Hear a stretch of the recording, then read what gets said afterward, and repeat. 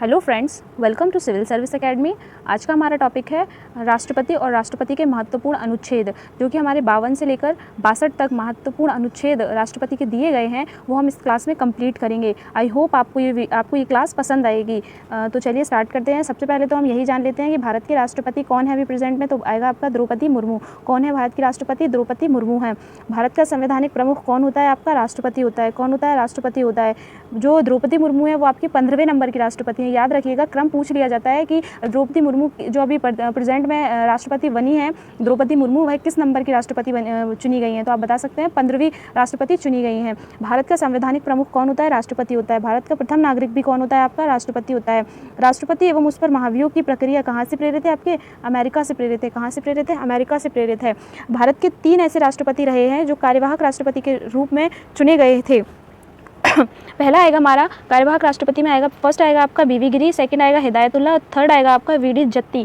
3 ऐसे राष्ट्रपति थे जो आपके कार्यवाहक राष्ट्रपति के रूप में चुने गए हैं। मैंने ये इसलिए लिए हैं नाम क्योंकि यहाँ से क्वेश्चन बन सकता है कि निम्न में से कौन से ऐसे राष्ट्रपति हैं जो कार्यवाहक राष्ट्रपति के रूप में नहीं चुने गए हैं। तो आप यहाँ से एक क्वेश्चन हमारा बहुत ही इंपॉर्टेंट बनता है, इसलिए मैंने ये 3 नाम लेना इंपॉर्टेंट समझा।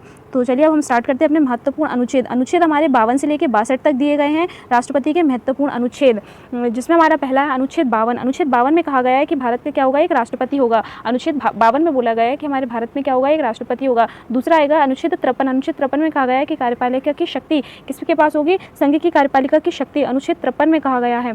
अनुच्छेद 54 में कहा गया है कि राष्ट्रपति का निर्वाचन, क्वेश्चन बन सकता है कि राष्ट्रपति का निर्वाचन किस आर्टिकल में बताया गया है, तो आप बता सकते हैं 54 में। नेक्स्ट आएगा अनुच्छेद 55। अनुच्छेद 55 में निर्वाचन की रीति या निर्वाचन के नियम बताए गए हैं। अनुच्छेद 56 में आएगा आपका पदावधि। क्या आएगा 56 में? पदावधि। राष्ट्रपति की पदावधि किस अनुच्छेद में? आपके 56 में। अनुच्छेद 57 में आएगा पुनर्निर्वाचन के लिए पात्रता, उसका दोबारा से निर्वाचन होने के लिए क्या क्या पात्रताएं होनी चाहिए उसमें कहा गया है। नेक्स्ट आएगा अनुच्छेद 58 में कहा गया है आपका राष्ट्रपति निर्वाचित होने के लिए अहर्ताएं। अनुच्छेद 59 में कहा गया है राष्ट्रपति की शर्तें। अनुच्छेद 60 में कहा गया है शपथ। अनुच्छेद 61 पे कहा गया है महाभियोग चलाने की प्रक्रिया, यानी राष्ट्रपति पर किस तरीके से महाभियोग चलाया जाएगा, आपको आर्टिकल 61 में बताया गया है महाभियोग चलाने की प्रक्रिया के बारे में। अनुच्छेद 62 में आएगा अगर आकस्मिक रिक्ति को भरने के लिए, जो आकस्मिक रिक्ति राष्ट्रपति की हो गई है उसको भरने के लिए निर्वाचित व्यक्ति की पदावधि के बारे में किस आर्टिकल में बताया गया है, तो आपका आएगा 62 में।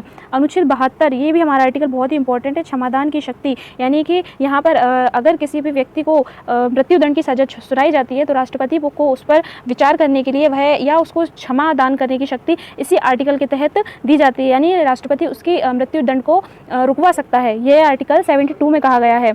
अनुच्छेद 73 में कहा गया है कि संघ की कार्यपालिका की शक्ति, किसमें कहा गया है? अनुच्छेद 73 में बताया गया है संघ की कार्यपालिका की शक्ति का विस्तार कितने में कहा गया है? आपका अनुच्छेद 73 में कहा गया है। तो यहीं हमारा ये वीडियो समाप्त होता है। आई होप आपको ये क्लास पसंद आएगी। Thank you.